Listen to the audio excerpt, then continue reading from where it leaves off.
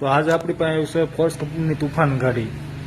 એક નાની એવી મિસ્ટેકના કારણે ગ્રાહકના 35,000 રૂપિયા પાણીમાં પડી રહ્યા. તો ગ્રાહકે એક દિવસ પહેલા એમપીમાં ગેર બનાવ્યો હોય છે, કોઈ પણ જાતની મિસ્ટેક ગેરમાં હશે તો એને ગેર ખોલાવ્યો હોય છે એમપી કોઈ પણ કારીગર પાસે, અને કારીગરે કામ કર્યું, 17,000 રૂપિયા ગેરમાં નાખી દીધા, અને જોવો 100 કિલોમીટરની થયેલી ગેરની દુર્દશા થઈ ગઈ. આખો ગેર ફેલ થઈ ગયો, આખો ગેર સોટી ગયો છે, એક ચક્કર ખરાબ થઈ જાય, સક્રોમાઇઝરની રીંગો છે, બીજા ત્રીજા ગેર જે કઈ ગેર આવે એમાં ગેર બધા પવડાઈ ગયા છે, બધા ગેર ખરાબ થઈ ગયા છે.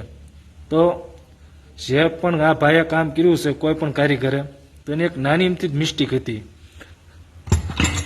જે આપણે આ રાઉન્ડિંગના બોલ આવે ગેરની નીચે, રાઉન્ડિંગના બોલ, એક બોલ કાં તો ટાઈટ કરતા ભૂલાઈ ગયું છે એનાથી, કાં તો વધારે ટાઈટ કરવાથી આટા ખરાબ થઈ જાય છે. આટા ખરાબ થઈ જાય એટલે કોઈ પણ કારીગરને એમ છે કે ભાઈ એક બોલ કદાચ હોય કે ન હોય, શું ફેર પડી જવાનો છે? તો ભાઈ ફેર તો પડવાનો છે. જે કાંઈ પૈસા ગ્રાહકના ખિસ્સામાંથી લાગે એ મહેનત ના હોય કે ઝાડવા ઉપર નથી ઉગતા. તો 17,000 રૂપિયા નાખતા પણ જો આવી મિસ્ટેક થતી હોય તો બહુ અફસોસ થાય. તો આપણે ખાલી ગ્રાહકના નોલેજ માટે જ વિડીયો બનાવી છીએ.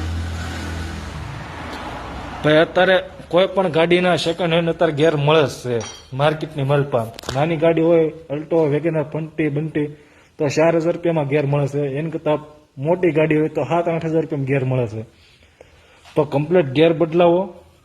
જો 2-3,000 રૂપિયાનો ખર્ચો હોય તો જ કરાવો, વધારે ખર્ચો હોય 15-17,000 રૂપિયાનો તો સેકન્ડ હેન્ડ ગેર લાવો અને એક ફેર ગેર બદલી નાખો, એટલે આજીવન તમારું ઉપાધિ નહીં રહે. નકર તો તમારે વારા ઘડીએ ધક્કા ખાવાના રહે ગેરેજને અને પૈસા દેવાના રહે.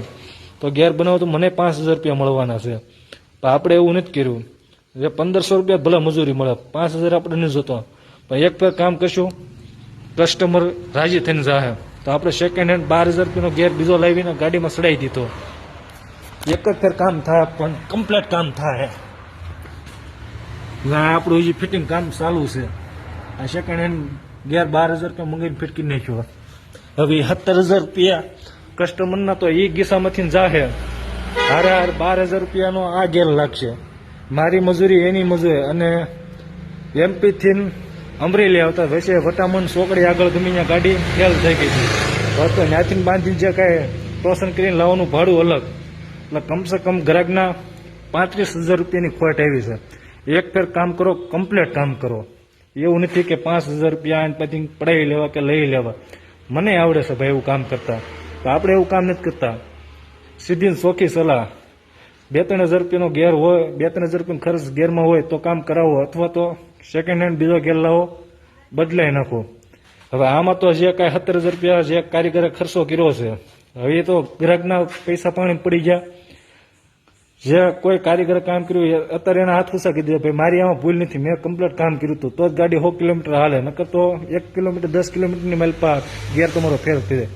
હવે એના હાથ અધર કરીને ક્યાં? જો સેકન્ડ હેન્ડ ગેર કોઈ પણ ગાડીમાં નાખશો તો પૂરી જવાબદારી વાળો આવે છે, પૂરી જવાબદારી લે. કાંઈ પણ ગેરમાં મિસ્ટેક હશે, 1 દિવસ 1 કે 2 દિવસની માઇલ પર તમને ગેર બદલાવી આપશે. તો જવાબદારી વાળું કામ કરો અને કમ્પ્લીટ કામ કરો. કોઈ પણ વ્યક્તિના પૈસા પડે નહીં, ધ્યાન રાખો. પૈસા જે ઝાડ ઉપર ઉગતા નથી, મહેનતના પૈસા હોય છે.